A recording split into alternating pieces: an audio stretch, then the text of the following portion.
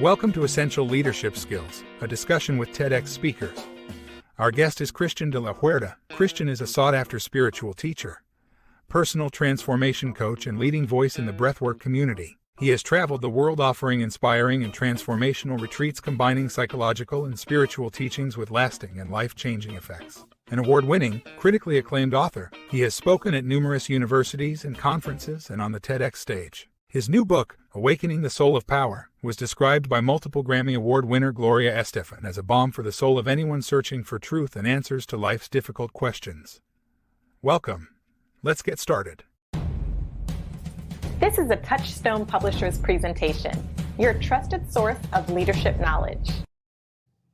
Well, welcome everybody. Welcome and welcome and welcome. And most importantly, good morning.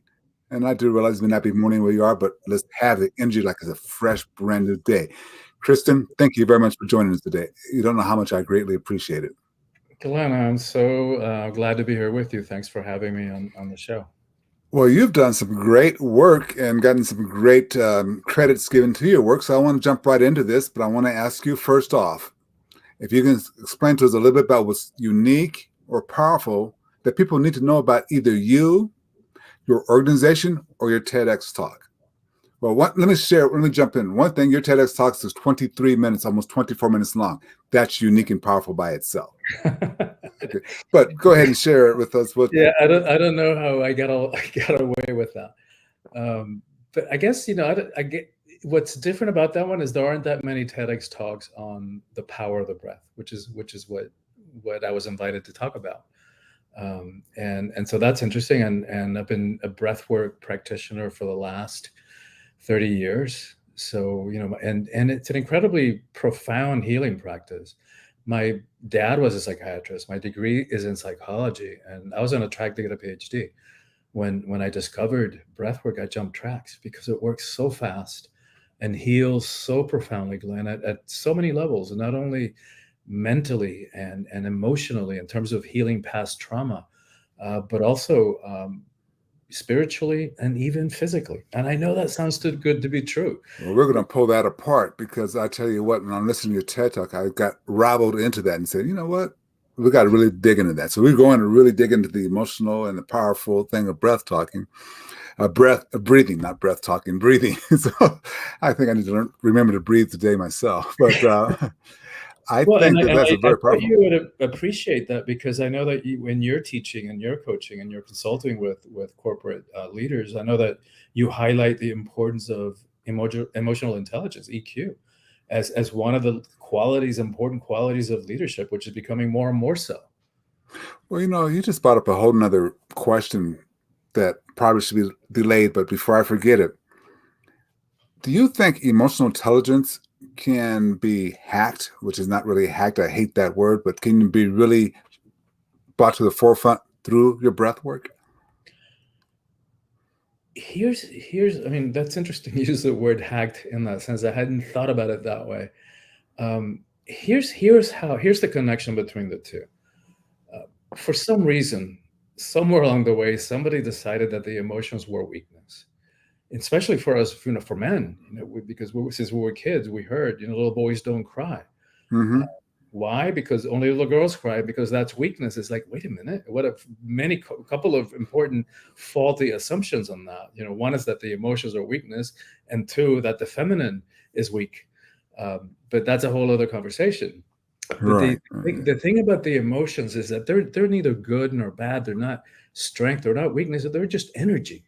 What used to be spiritual teaching, that everything is energy, now we know from quantum physics, it's true. Hey, everything is energy. That means our bodies, even though they might feel solid, they're just energy, they're vibration. And so are our emotions. We also know from physics, energy cannot be destroyed. So what happens is that every time we stuff our emotions, which we have all done countless times, right? We're afraid of confrontation. We hate conflict. And so those emotions come up and we override them. We stuff them because we don't want to rock the boat too much. But the thing is, like, when we stuff them, they just don't go away. You can't just sweep them under the rug. They get stashed and stored in the tissues of our bodies. And after years and decades and a lifetime of stuffing our emotions and suppressing them, we walk around with layers upon layers upon layers of repressed emotional crap. And then here we are trying to have a relationship in the present, whether it's a personal or a professional one. And all of it is getting filtered through that lifetime of unhealed past trauma and repressed emotions. It's like, it's incredible to me that our relationships can work because we haven't been taught how to hold them, how to approach them. And certainly we haven't been taught how to clear those emotions. And then the other thing that happens when we stuff them is that, they have to come out one way or the other. So we stuff and we stuff and we stuff. And then the next unfortunate ones, the person says something to us the wrong way and boom, explode inappropriately to that event because it's just, we've been sitting on it and letting it brew for so long. It just took a little bit thing. That was the straw that broke the camel's back, and we explode and we cause harm to our relationships.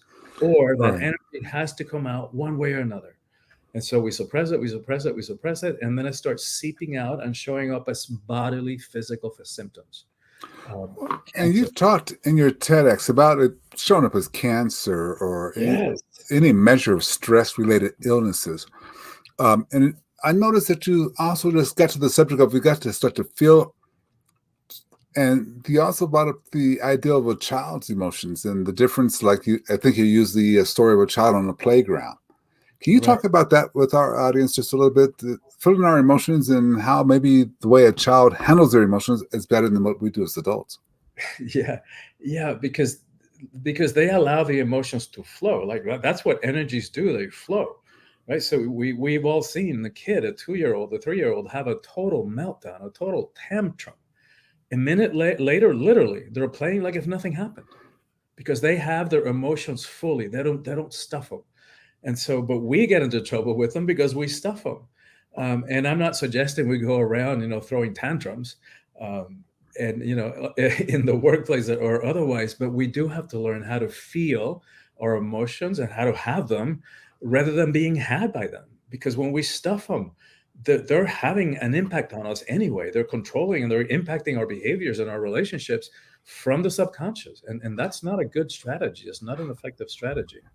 Can you go into it in depth? Coach me a little bit more on this, because I believe that a lot of us, including me, believe that I don't have to show that emotion and I'm stuffing it, but it has an effect upon me. Tell me about that a little bit. I mean, they're hurting if I'm trying to stuff that emotion down. Is that correct? Yeah, it's not effective. You can't really stuff it. Like we're talking about, their energy cannot be destroyed.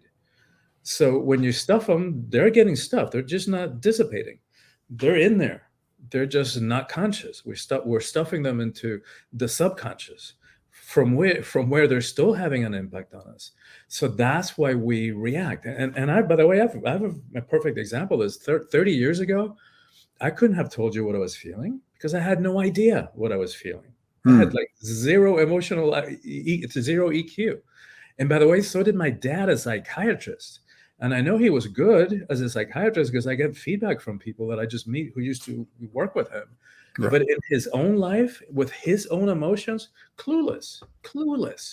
And I saw the price that he paid for that at the end of his life, because all the stuff that he had spent suppressing started seeping out. Like he could no longer control it and keep it under the surface.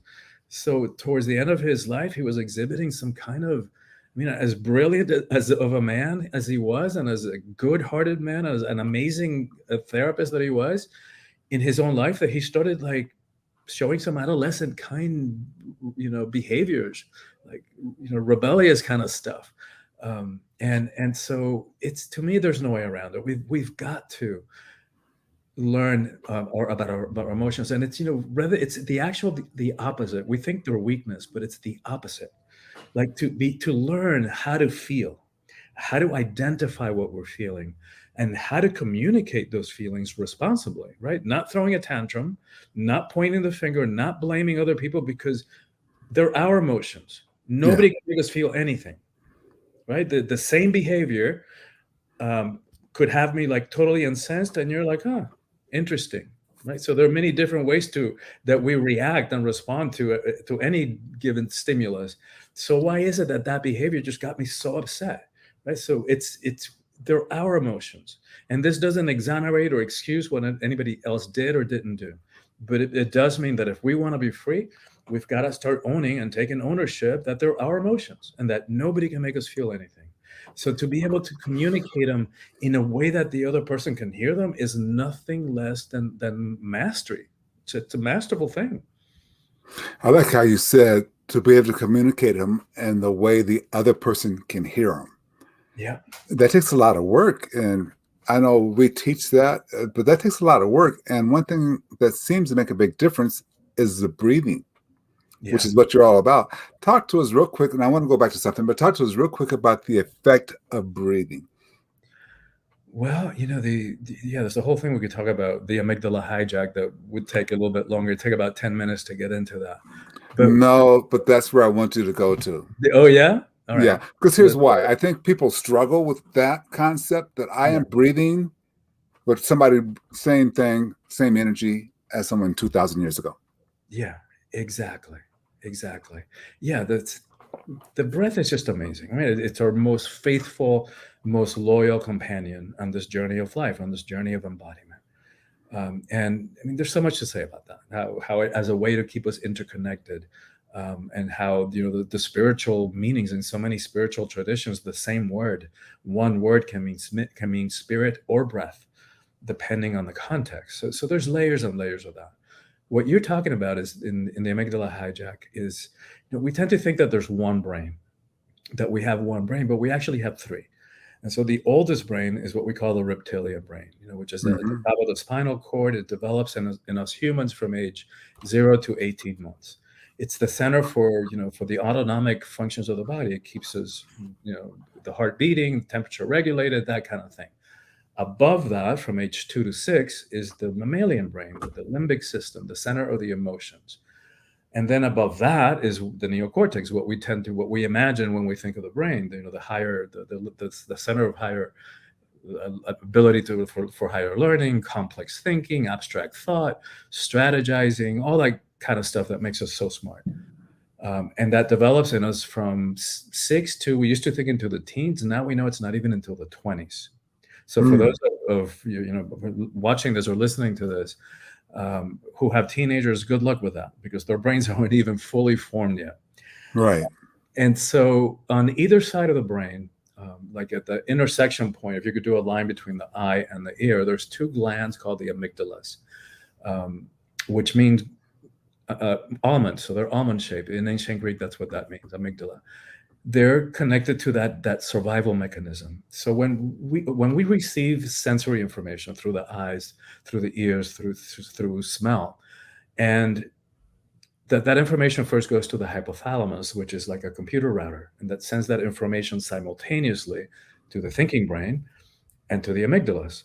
The passageway, the neuronic path to the amygdalas is the shortest in the brain, so they get the information first.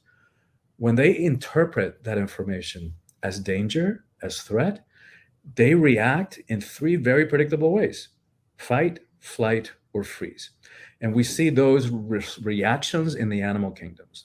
In the animal kingdom, animals that when they feel scared or threatened, they flee. Others fight and attack, and others just freeze. Well, I'm going to see that in the animal or human kingdom. For you, example, when you're about to step on the rattlesnake. For sure. For sure, like totally freaked out. Yeah.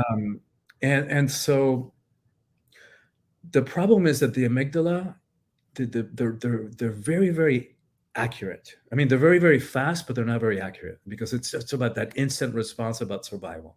So we can't really trust their perceptions, right? They're meant to survive. Like if we were out in the plains, and there was a saber-toothed tiger chasing us, we didn't have time to think, right? It was just like you see and you bolt.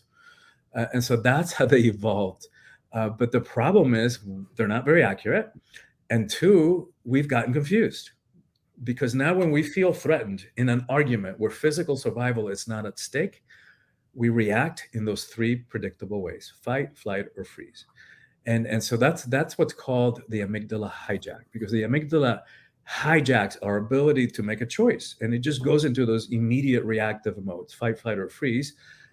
Complicating the problem further is that when they get the information, they also shut down information to the thinking brain. So now we can't even think straight. Like we're in DEFCON 1, waiting for the next for the attack, and we can't even think straight. So in personal interactions, whether we're arguing with a spouse or having an argument with a colleague or a boss in the workplace, that's not good, because now we can't even think straight. Let me ask you, just to clarify from my own thinking here. Sure. So when we feel under attack, what you're saying is we stop thinking. Yeah. That's kind of one of those writable type of moments. Everybody should be kind of aware of, once you feel under attack. If someone walks in your office and criticizes something, they may not mean it that way, but once you feel like you're under attack, you stop thinking. That's right, Glenn. That's right. And that's the bad news and the good news. Right? The bad news is that we're going to react and then regret. Right? Because that's what happens. We react when we feel attacked and we take things personally, and then we regret it because we said something that we really didn't mean in the heat of the moment, or we acted out and did something that we then regret. It's like, God, I can't believe I said that. Wow, I can't believe I did that. But in the heat of the moment, we're in that DEFCON 1 and we can't even think straight, then that's why we do those things, which is the good news. That means that we're not bad people. Like when we react and we then regret that, it just means that our brain biochemistry got the best of us. Right? So what do we do about all this? Right? This is where the breath comes in, because that's going to happen. That's going to continue happening because that's the way that our brains are hardwired. But what do we do with this? And the thing is, Glenn, that our grandmothers knew intuitively. Like, this understanding of the brain is not even that old. It's probably 30, 40 years old at max. But our grandmothers kind of knew. Like, what would they tell us? What do we do when we get upset? Sit down and breathe. Yes. And count to 10, right? The amygdala hijack, interestingly, lasts 8 to 10 seconds. Like, what if we get hijacked, right? If we wait too long, then it takes longer to come back to balance once all the hormones are released into the body, the fight hormones. But the actual hijack is really brief. It's 8 to 10 seconds. So what do we do about this information, right? So what we want to do is pause so that we don't get hijacked. We want to hijack the amygdala hijack. And so Yeah. The breath is the other thing. You take a breath. Right? There's swamis in India that have that much control over their body that they can tell the heart to slow down, and the heart slows down. Like, some of them can actually mimic death-like states, right? That you can't tell if they're dead or alive. Most of us are never gonna have that much agency over the body, but anybody can breathe. Anybody can slow down the breath. Anybody can do that. When we slow down the breath, the heart has no choice. The heart has to slow down. When the heart slows down, the body begins to relax. The nervous system begins to quiet down. So it all goes back with the breath, and anybody can do that. The thing to do it, though, is we got to do it at the first sign that we're getting upset, right? And we all know what that feels like. We just got to be present to notice it. Like, we know what it feels like, right? The heart starts racing, we get flushed, the temperature goes up, our breathing either stops or becomes really shallow. All that kind of stuff, that we know what the body feels like. That's the moment of choice, before it's too late and we're already over the waterfall. Okay. Yeah. Okay.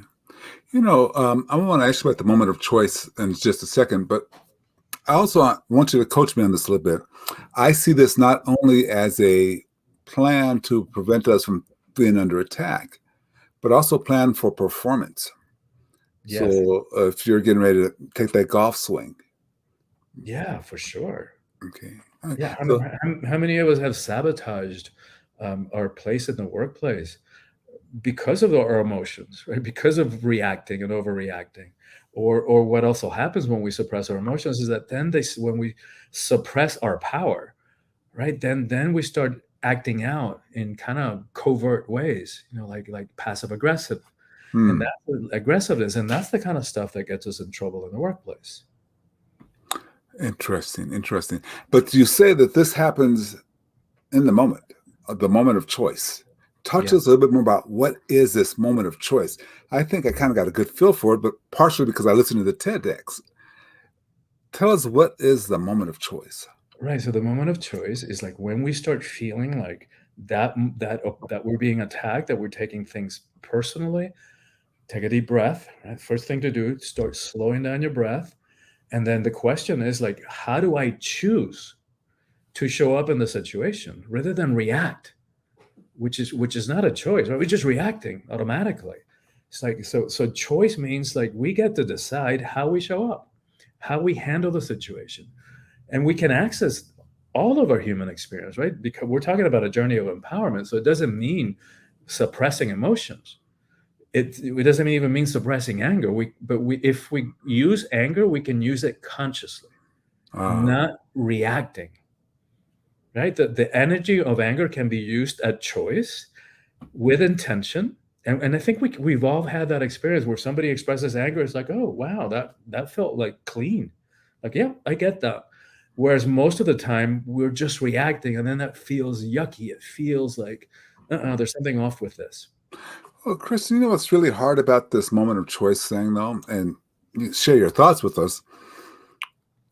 You push my buttons, and even though I know on the intellectual level that I should take that moment and step back, but you push my buttons, I'm going to respond because I'm under attack. Just like as quick as I want to pull my foot back from a rattlesnake, I'm going to respond. Yeah, but that's the rattlesnake situation. If you and I are having an argument, if we just react, we've all done it, right? It doesn't have a good ending because you're going to say something and then I'm going to react and boom, boom, boom, it just escalates until one of us says something or just completely shuts down, which is also not a good solution because when we shut down, that stuff is not going away. That's the kind of stuff that's brewing under the surface that turns into resentment and passive aggressiveness and all that kind of stuff. And then to poor health because you're stuffing that emotion. Yes. All that keeps on going. And I think I just want to mention, I think as the listener, one thing I took away from all this was that it takes practice. I've been letting people push these buttons. I've been allowing it to happen for the entire time. So now it takes a little bit of practice for me to stop, take that breath and say, how should I best respond? What choice I want to be in? Yes. You're not just going to do it overnight just because I heard you talk about it, not just going to do it overnight. Right. But you do talk about a shortcut. Not a shortcut, but because it's not a shortcut, because it's hard. But it does. The breathing is what works with that. The breathing buys us some time, and it bypasses that body biochemistry that has us immediately react. And so then the other part that you're pointing us in the direction of, it's like it all begins with self-awareness, right? Because if we got to know what the triggers are. We got to understand why we do the things we do, because otherwise we've got to know what our buttons are, because otherwise we're just in the hands. We're giving our power away to people who sometimes have even less of a clue. And if they figure out that's our button, then they got us, right? Like say that I have a button about being late, and every time somebody shows up late, I get upset. It's like, then all you got to do, anybody figures that out and they want to get me, all they got to do is show up late and they got me, right? So pretty soon it becomes I'm in the power of anybody who figures out that I have a button. So first step is figuring out what our buttons are, right? Because it's my button. It doesn't excuse the lateness, but it's my button because at the same time that I get so upset when somebody's late, somebody else could say, wow, I got an extra 20 minutes. Great. Let me get online. Let me answer that email. Like, let me return the phone call, right? There's so many ways to react, to respond to somebody being late. Why does it get me so upset? So then that's the work that we do with self-awareness. Why do we do the things we do? Why do we have certain patterns that we keep recreating in our lives? And so once we start unpacking that, if I were going to do my work, and that is like, all right, if I want to flatten that button, what do I need to do? Right? So, like, why do I get so upset when somebody shows up late? What am I really feeling? What's under the anger? Right? Because the anger is just that initial reaction. What's under the anger? What am I really feeling underneath? And so I might go, for example, well, it feels like, actually, it's very similar. Like when anybody cuts me off in traffic or they cut me off in conversation. It's a very similar feeling. So what does that feel like? What am I actually feeling?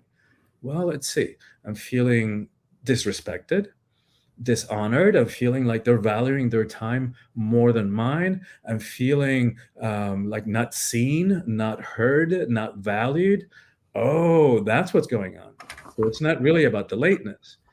The deeper button, the deeper wound is way older. Right, right. Than my friend showing up late or the colleague showing up late, right? It's that little button, which is not even true, by the way, right? But it's that little misunderstanding from childhood that we made a conclusion that we weren't good enough, that we weren't worthy of respect, that we weren't lovable, whatever it is in our case. So that's the button that's suppressed into the subconscious, but it doesn't go away. So when anybody does something in the present that connects to that, it's like it re-triggers it. It's like, oh wait, they're not respecting me, right? But and again, it doesn't excuse the lateness. That's a whole other conversation, how to handle that. But if we want to be free, we got to realize, wait a minute, it's my stuff. It's my anger. It's my emotion. So let me unpack it, because what I want to do is flatten that button so anybody can do whatever they want, and I'm free. I get to choose how I act. This is hard for me to grab a hold of, because obviously everybody has these issues wrapped up in, and like you said, they go deep. Sure. I mean, someone showing me disrespect by calling me buddy instead of my name, that angers me because something happened way, way back when. Right. Coach me on how, if you can, coach me on how do I unravel that emotion that causes me to get upset when someone calls me buddy? Well, I mean, and because how many possible ways there are to respond to that word buddy? Somebody else might say, oh God, how sweet. They're calling me buddy. How sweet. Because for that person, it has positive connotations from, their I don't know, their uncle or their grandfather who used to call him buddy. For you, it brings up stuff, right? That's your association with it. So we'd have to go back and do the work and look at that and do the work of like, wait a minute, why does that word have a charge for me?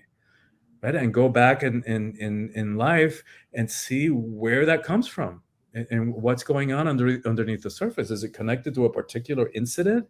Is it connected to a person from our past that called us buddy and we felt that it was demeaning, that it was disrespectful? Because the word is, it's kind of neutral. There's many ways to respond to it. I wouldn't use it in a professional circle, in professional settings. I don't use it at all, but it doesn't have a charge for me.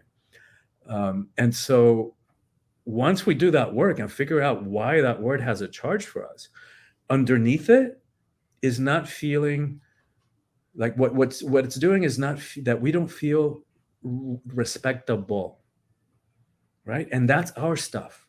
That's not theirs. Because again, there are many ways that we can react to that word buddy. And if in us, it triggers that feeling of feeling disrespected, that's our stuff. And it's older than this current situation. And so then we want to go in there. We want to unpack it. Wait a minute. Where does that experience of when in my life did I reach that conclusion that I wasn't worthy of respect, or that people didn't respect me?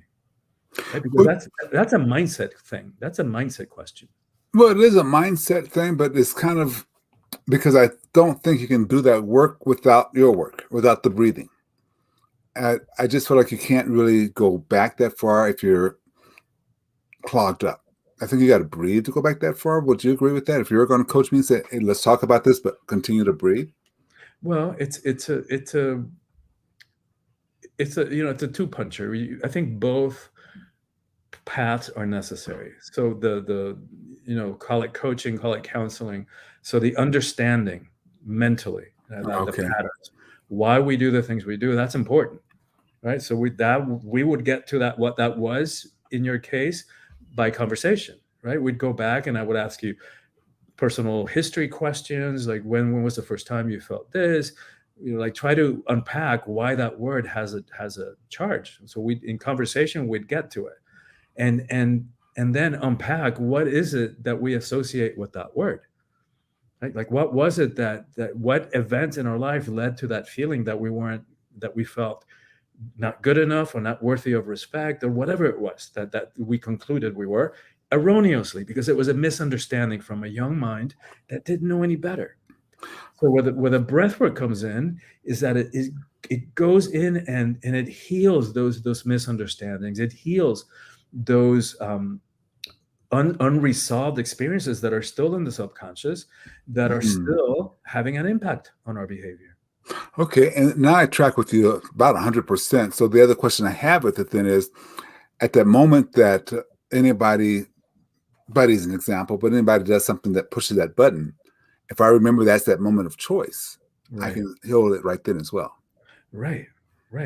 So say, let's just use it as an example. So that let's say that the connection with the charge on Buddy was because I don't know, just go with our father used to call us Buddy, and we always felt that it was patronizing, and that it was manipulative, and that we didn't feel like we were really seen for who we were, that we didn't feel like we were really honored in a deep way. So at some point we reached this conclusion that there was something wrong with us, that we weren't good enough, that we weren't deserving of father's love or whatever it was, that we didn't feel seen and honored by him. So that's the wound, that's the button. But because we haven't really dealt with it, it's still showing up in different ways in current time. So once we would do this work, and probably in a breathwork session, we would get to a point where you relive a moment with your dad in early childhood, where you made that conclusion or reached that conclusion: wow, daddy doesn't love me. What's wrong with me that daddy doesn't love me? Not true. It's like, who knows what was going on with daddy's mind? Who knows? Our parents did the best that they could with what they had. Right. It's like, given the way they were parented and the way their parents before they were parented, what was available to them, their brain biochemistry, their culture, the time, all of it, they did the best that they could, and sometimes it sucked. But once we can pull back and zoom out and begin to feel compassion and understanding, and then for others and for ourselves, it's like, oh wow, I've been carrying that subconscious belief that I'm not good enough. And that's been driving me. It's been having an impact on all my behaviors and all my relationships. And wow, it was just a misunderstanding. It's like, oh wow, how could I have believed that? And then slowly we began flattening that button. And then people do whatever they do. And it's like, oh wow, that used to bug me. It doesn't bug me anymore. Interesting. Let me change the flow on you a little bit, because you said this and I did not understand it fully. Greater than your DNA. Yeah. Talk to us about this breathing being greater than your DNA. Or was it something, did I miss the connection there? I think I kind of got it. Coach me on that. Well, what I was talking about at the end of the TEDx talk was that we are so much greater than anything that ever happened to us at any point in our life. So we are so much greater than our traumas. We are so much greater than our addictions. We are so much greater that any time that we have fallen short of the mark, any time that we have messed something up, we are so much greater than the sum of all of our experiences, even the mistakes and the falling short. We are so much greater than we can even imagine, and we're much greater than our DNA. And what I meant by that is that sometimes behaviors and patterns, and we know this now from science, are passed on through DNA. So through epigenetics, that trauma can be passed on from generation to generation, and so, or whether it's an illness, right? Like we are like an addiction. The ones that have the physiological component. So what I'm saying is that who we are, like really who we are as human beings, is so much greater about all of that. And so that brings us up our perspective that we can choose and we can override anything that happened in our lives. Like, no matter what happened in our past, no matter what happens going forward, we always get to choose how we show up in response and who we are. And so that's what I mean by that. Okay, and that kind of pulls it together a little bit for me, because you also talked about the ideal of that, maybe I may not have gotten it right, but it felt like you were saying also that we're greater than our DNA. And if you look at what our DNA is so wide and so powerful. And when we start looking at these little divides of skin color and Mm. what part of the world you're in, and these type of things. We're greater than that, and it doesn't matter. Yeah, yeah. When we think about that from that perspective, it's a very unifying principle. We let's look at it, from the racial perspective. We think they're different races, um, but we're not different enough in terms of our DNA to be considered a different race. We're like one race, literally. Our DNA it's more than 99.9999% the same. We share 98.4% of our DNA is identical to chimps. And we share 50% of our DNA with bananas. So it really begins to reframe how we think about each other and how we think about ourselves as humans, and how we think about all of life on this planet. We're all interrelated and interconnected. See, that's a powerful lesson. Powerful lesson. I appreciate that. Now, I want to be respectful of your time, but I have just a couple more things I want to ask you about. Sure. You talked about emotional freedom and healing. Tell us a little bit about that. Well, it's what we've been talking about. It's like rather than being driven by our emotions, and from our unhealed pasts, because stuff that we just try to sweep under the rug and kept on going, and all the stuff that we were talking about suppressing. But knowing now that stuff that doesn't go away, it's having an impact, is ruling us, it's impacting us from the subconscious. So that's not freedom. That's the opposite of freedom. That's being imprisoned by our unhealed pasts and our suppressed emotions, which are having they get in the way of all of our relationships. Like, how often do we get into an argument? We're like so fired up in the present, but it's not even about that. It's because in previous similar situations in our past, we weren't able to take a stand for ourselves, or to speak our truth. So we override that and we suppress it. So now that's building up and under the surface. And then in the present, somebody does something that we interpret as an attack, because maybe they didn't mean it as an attack, but we walk around so defensive now that we interpret it as an attack. And now so we're overreacting. And then now they feel attacked, so they react. And it never ends well. So that's the importance of doing the emotional healing work. And again, that's where the breath work comes in really powerfully, so that we can have freedom rather than being governed subconsciously by all the stuff that happened when we were 5 or 10 or 15. I was going to ask you to tie that breathing to that emotional freedom and healing. Tie the breathing. You taught a real powerful breathing exercise at the end of your TED Talk. But I'm sure you may have other ways that you would tie breathing to creating emotional freedom and healing. Yeah, it's the breathwork part that clears up that cauldron of suppressed emotions that we walk around with.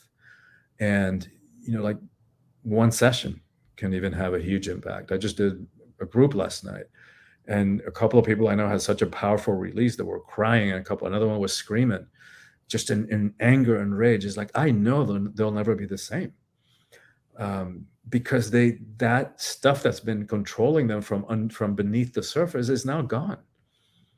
So yeah, like you said, it's not gonna happen overnight, because in so many cases these are now habits, and so it's both a direct, and so it's both understanding why we do the things we do. And then the breath work comes in and it heals the emotional part of it at a deeper level, because that trauma no longer lives in the mind. That trauma now has been somaticized and now lives in the body. So no amount of talking about it is going to get to it. So that's why it's a powerful 1-2 combination to approach it from both perspectives. Okay, great. I tell you, this has just been one of those lessons that we need to work on. And I don't think we can just sit down and say we got to do it. Tell us a little bit about what you're doing right now. How are you helping people right now? I mean, this TED Talk you did 2015, was it? Yeah, around that. Okay. So how are you helping people right now? Well, in a sense, I'm grateful for the pandemic without minimizing all the tragic parts of it. But for me, it turned out to be a blessing, because I went from 100,000 miles on an airplane a year to nothing. And so it gave me that mandatory global timeout, gave me the opportunity to finish this book, Awakening the Soul of Power.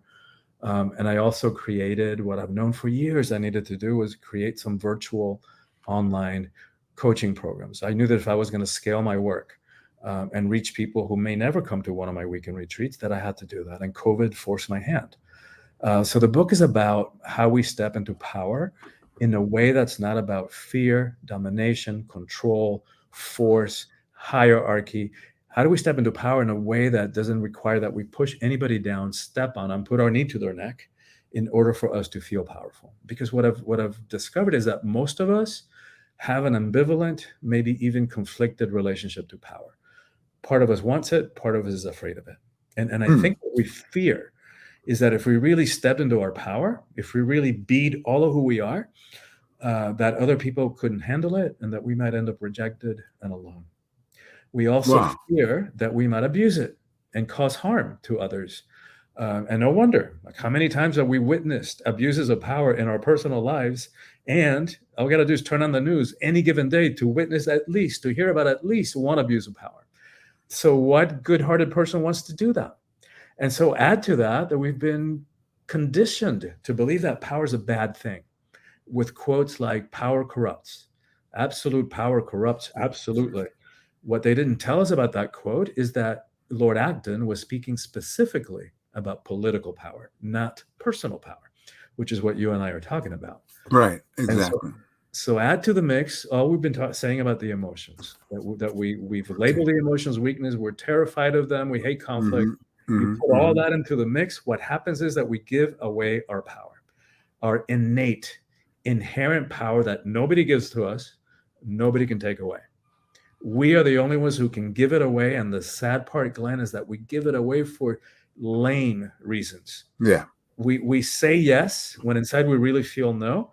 We play small. We override our preferences, our desires, our beliefs, and for an illusion of security, for a false sense of acceptance, and for morsels, for crumbs of pseudo love.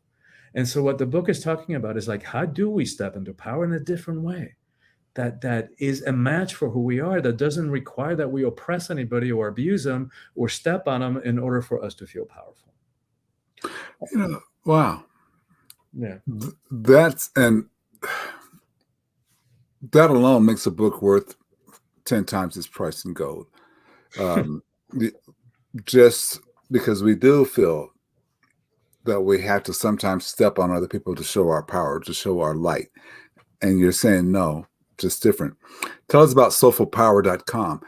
That seems like a pretty good little website that kind of points people in the direction of putting this together. Tell us about that. Yeah, that's probably the best way to reach me, my website. And one of the things that one of the things that I had to adjust through COVID is create, like I said, virtual programming. So I launched last year a virtual year-long coaching program. And I know year-long seems like, oh my God, I can't commit to a year. But here's why it works. And we all know how fast the year goes by. And so I'll go back to doing live retreats, weekend retreats, or week-long retreats as soon as it's safe to do so. As soon as it's safe for us to be breathing powerfully together in a room with others. Right. And so, but here's what I've noticed over the years, Glenn, that sometimes people would come and have this amazing, life-changing weekend retreat experience. They saw themselves in a different way. And if they didn't have a support system, if they didn't have a practice going back into their lives, it's so easy to get distracted by life's infinite distractions, to forget. And if we're not minding the shop, pretty soon those old voices of fear and self-doubt, those old insecurities, are back. Self-sabotaging, the self-defeating behavior patterns, they start creeping up and pulling us down again. So this is the beauty of a year-long, is that I get to stretch out the teachings over the course of a year, deliver it bite-size. So just a little bit of content. I know how busy everybody is, including myself. So just a little bit of content, manageable amount of content every week. But here are the two key differences. One, interactivity, right? So there are practices that come with the teachings so that they don't stay at the level of teaching. So they don't stay at the level of information, because we don't need more information. We got information overload. What we need is transformation, And that comes from applying, from integrating those teachings into our life. And Okay. that's what those practices do. The other element that a year-long coaching program allows me to do is put an element of accountability, which we all need. It's like, I have a business coach Yes. and it's good to have somebody helping you out and keeping you real and keeping us doing the things that we said we were going to do. And so we have bi-weekly coaching calls with me, which are both for support and for helping, processing people, helping people understand why we do the things we do, like you and I were talking about. And then also, keeping them accountable, like stretching us to our highest and to our best. That's really, breaking it down so you get little bite-sized pieces that you become accountable for. That's a powerful step. And a lot of, and that's probably the best thing about having to come off the road for the time period, because we would spend our 45 minutes to an hour in front of groups trying to give them everything. Yeah, exactly. But And now I'm so sure about, like, if people who come on this program and they do the readings and they do the homework, like, I guarantee it. Like, there is no way that they could go through this year and not emerge transformed. There's no way. It's impossible, because they will understand all the ways that you've been talking about, that you and I have been talking about, the subconscious patterns, why we do the things we do, why we walk around feeling so defensive and reactive and judgmental, and why we get stuck in victim mindset, all that kind of stuff. And this all kind of revolves around breathing for you. Yeah. Well, the breathing is the healing tool that helps heal at the deepest level. So the other part of it, the coaching part of it, is more about understanding at the cognitive level the patterns and why we do the things we do, and why do we keep attracting certain patterns into our lives. Like, sometimes we feel we're in a relationship, we feel like it's the same boring movie. It might be a different actor, a different co-lead, but it's the same boring play with the same boring crap coming up, the same old arguments. Exactly. So why is that? Why do we do that? And that's the kind of stuff that we get into in the year long. So it's a two-pronged approach then. Yes. So then that's very useful. It's very useful. Let me ask you my concluding question. It's a hard one. I didn't prep you for it. So what question should I have asked you that I did not ask you? Oh, that's a really good one, Glenn. I think you might have stopped me. I try. I have no idea. Let me think about that. There are many questions that we could have talked about, so many other ways we could have gone into. You and I clearly would not run out of stuff to talk about. I agree with that 1,000%. And it was such an easy, flowing conversation that. So I could answer that in different ways, but please. But the question, like one that would stump me, that one I can't even think of. Like we could have talked about, why it's beneficial for men to understand what we would think of as feminine power. Okay, answer that question. Give me just a short answer. Why it's beneficial for us to think that way? All right. So one of the ways that we resolve this power, the conflict we have with power, is by understanding that there are different types. So one is worldly power, or ego power, the way that we think about power, which we tend to connect with, people who have money, people who are famous, people who are high up on some kind of hierarchy, whether it's the corporate ladder or some kind of institution. But the thing about all those kinds of power, they're here today, gone tomorrow, because they're outside of us. And so there's a different type of power, which we started to talk about, which is internal. Nobody can give it to us. Nobody can take it away. And that's what I call soulful power. Spiritual power, if you would. And so, for example, worldly power it's all about an agenda. It's always trying to get something for itself. It's always blowing itself up to seem bigger than it is. The other one, soulful power, is like, it knows. We know who we are when we're in our soulful power. We don't need to prove anything to anybody. There's no need to overcompensate, which is what so many people do. Like, we don't have to go very far to look at either celebrities or political leaders that have all the money and all the power, all these external things, and they're miserable and thin skin, and one tweet sends them into a tailspin. So it can tell how fragile their sense of self is. Whereas the other kind of power is like, it's humble. It doesn't need to prove anything to anybody, and it's mighty. So I think, for example, and it's about service, it's about making a difference. So I think of a Gandhi or a Gandalf, if you know the Lord of the Rings. Yes. In their simple monastic robes, those sandal feet, you would never know how much power they hold until it's needed, and then get out of the way. Like Gandhi brought the British Empire to its knees when it was at its highest point globally, without landing a single punch or shooting a single gun. Like Right. that is power, right? It So, is. so the book is for everybody, but I say that it has a particular message for women, because I believe that the empowerment of women is the single most important thing that needs to happen in the world. Not to put women up on a pedestal or idealize women. Women also abuse power, but it's because we've been so off balance between the masculine and the feminine energies in this world in the last several thousand years. And so anything that we have labeled feminine, we've turned into weakness. It's like, wait a minute, you want to talk power and strength and courage and resilience? Let's talk about the power of creation that resides in a female body. But so Pure power. Pure power. So if we talk about, so I believe that when women are in 50% of power in this world, we're going to have a very different relationship to war and poverty and hunger and social justice, wealth distribution, how we treat the environment, to all of it. And that's what I mean, that is the single most important thing that needs to happen in the world, because that would connect to everything else that we face. But let's talk about men for a minute, because this power over strategy, which we can connect with toxic masculinity, we can connect with a patriarchal approach that we're either gonna, we have something to be controlled and subjugated, and that's our relationship to our body. That's our relationship to the world. Is something to be, sort of like a wham bam, thank you ma'am relationship to the earth. Like we're gonna take from it, and we're gonna rape and pillage, and it's mine. And that's what's considered the more patriarchal approach to it. That system doesn't work for men either, because let's look at a couple of numbers. The rate of suicide in the US is 4 times as high among men as it is among women. In fact, 70% of the suicides in the US are committed by middle-aged white men, which is very interesting because that's the group that still holds the majority of power in the world. And so what's up with that? Wouldn't we think that the group that holds the majority of the power would be, things would be working better for them? Why do they have such a high rate of suicide?